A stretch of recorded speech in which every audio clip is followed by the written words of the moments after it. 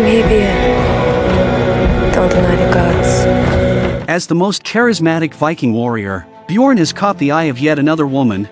I think I should be with you. Why? I know I'll bring you luck and good fortune.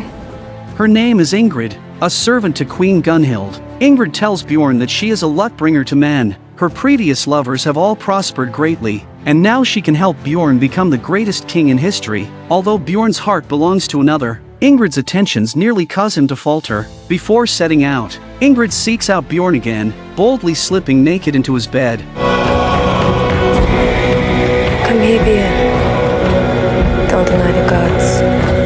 This time, Bjorn does not hold back. Meanwhile, Hvitserk is still tormenting himself for failing to kill Ivar and avenge Thora. To escape reality, Hvitserk drowns himself in alcohol and drugs, often hallucinating that Thora, burned to death, is haunting him. Thus, Hvitserk continues to numb himself with drinking and drugs, caught in a vicious cycle that leaves him in a dazed, nearly useless state. He saw not only Thora, but Ivar as well, and they seem to be hovering around him all the time. Poor Hvitserk is in immense pain. To this day, he has no children, as the women he's loved have all been killed by Ivar's hand.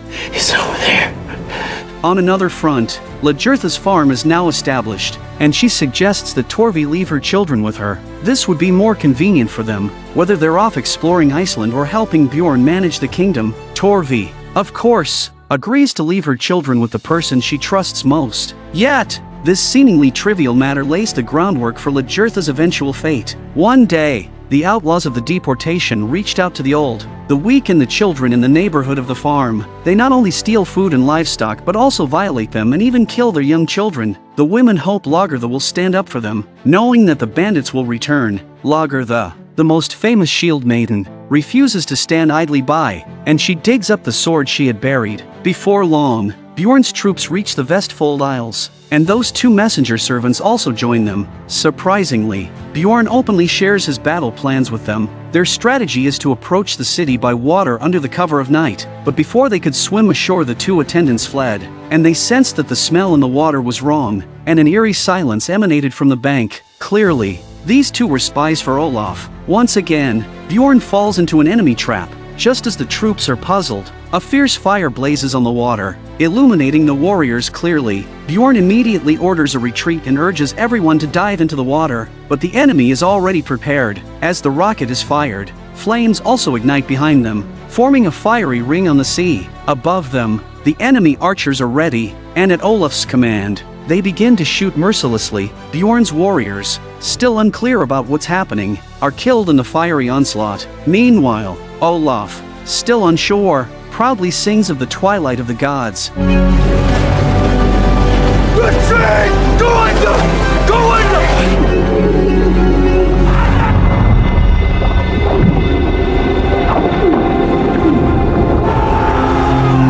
Although they escape the encirclement, this defeat costs them many lives. So why is Olaf so brutal towards his former allies? And does he have a deeper plan in mind?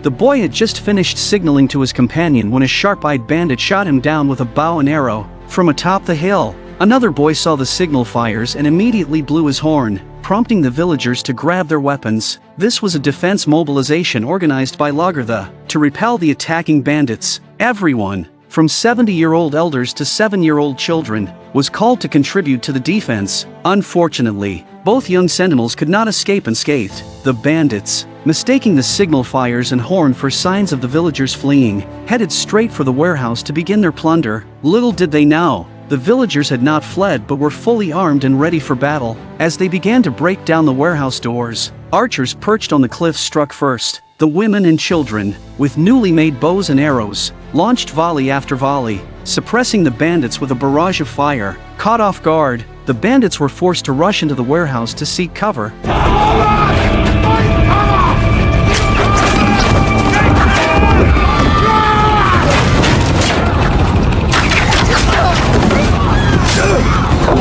Though not professionally trained warriors, the villagers fought fiercely to defend their families.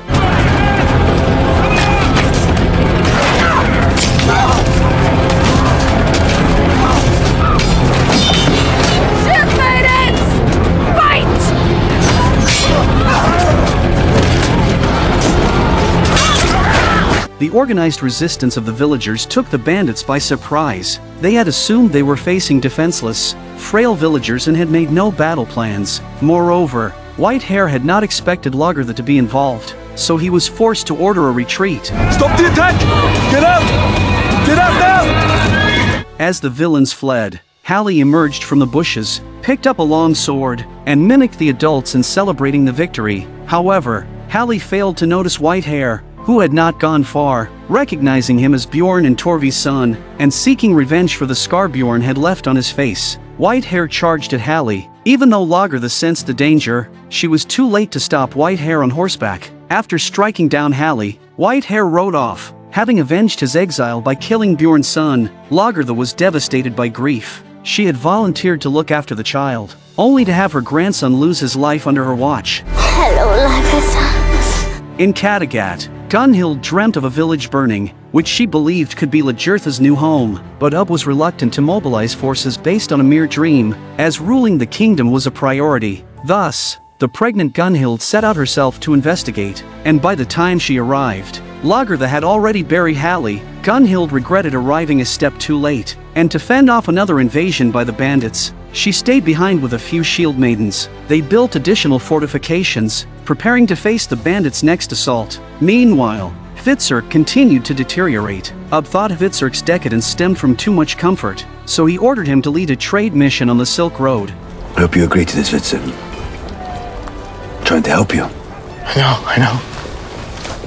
But on the day of departure, Amma locked Hvitserk inside their house. Amma had always cared for Hvitserk and knew he was unfit to handle the mission in his current state. Seeing Hvitserk still in such a state of disrepair, Ub had no choice but to appoint another leader for the Silk Road. Ub was deeply disappointed in his brother, and this was the second time Hvitserk had let him down. But Hvitserk has no choice but to see Thora, who haunts him every day, on one side, and Ivar, who is a monster, on the other. He blamed himself for not avenging Thora by killing Ivar, yet he feared Ivar, having witnessed firsthand his brutal ruthlessness. Hvitserk's bloodshot eyes revealed his nearly sleepless state. Now, he was nothing but a useless addict. He even mortgaged his Viking arm ring to his boss in order to eat the mushrooms and malt horns that would make him happy. But what you can't imagine is that this piece of shit has done something that even Ivar couldn't do. So, what exactly did Hvitserk do that plunged all of Norway into profound grief?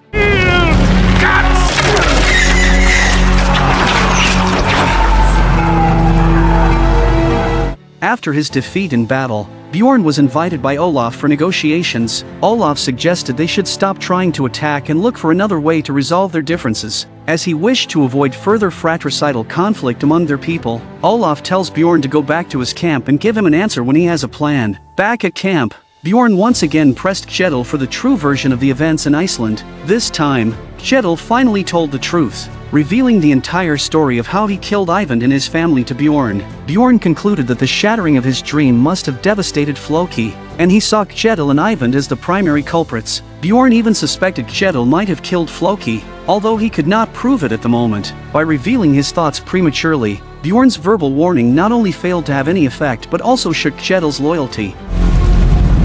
Each must die someday. Even you, Bjorn Ironside. Even you.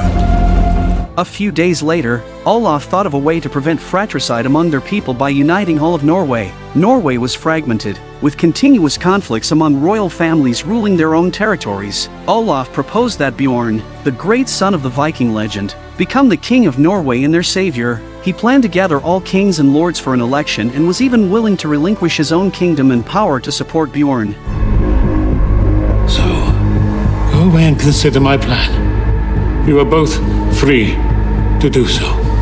After several days of consideration, Bjorn agreed to Olaf's proposal. Soon, leaders from all over gathered in Vestfold to meet the prospective King Bjorn. A leader named Thorkel asked if the so-called election was predetermined, and if it was a fair election. He too wanted to participate. Olaf clarified that it was not predetermined but a fair election. However, this was not Olaf's intention. He only wanted to go through the motions, aiming to ensure Bjorn's ascension to the throne while gaining general approval. But Olaf couldn't say this openly. However, don't forget that becoming the king of all Norway was Harald's lifelong ambition. and he would definitely support a fair election. Subsequently, Bjorn also stated that the election should be fair, as transparency and integrity were consistent with his character. With that, Olaf had no choice but to agree to this approach. This gave Harald a glimmer of hope, so he began to privately curry favor with the other leaders, even persuading Kjetil to join his campaign team. They constructed an election platform on the water, and the election saw 15 leaders casting votes with 4 candidates in the running: Bjorn,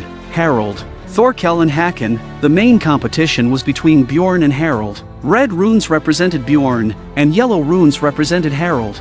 Today is an extraordinary and a unique day in the history and saga of our country.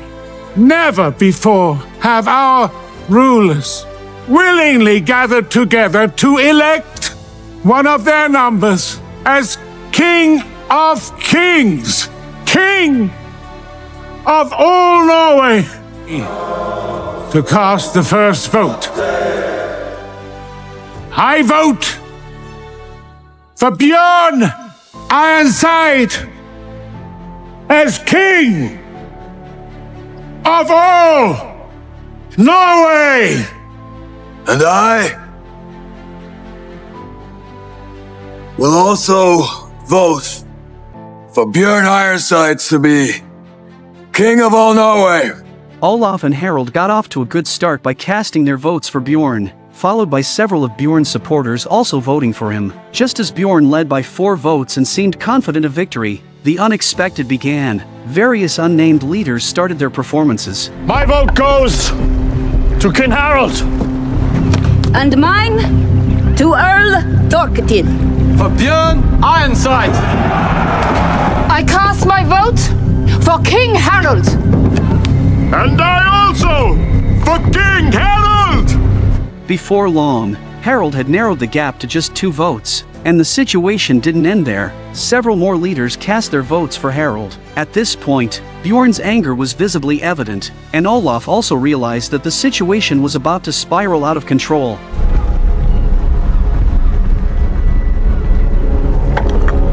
I cast my vote for King Harald.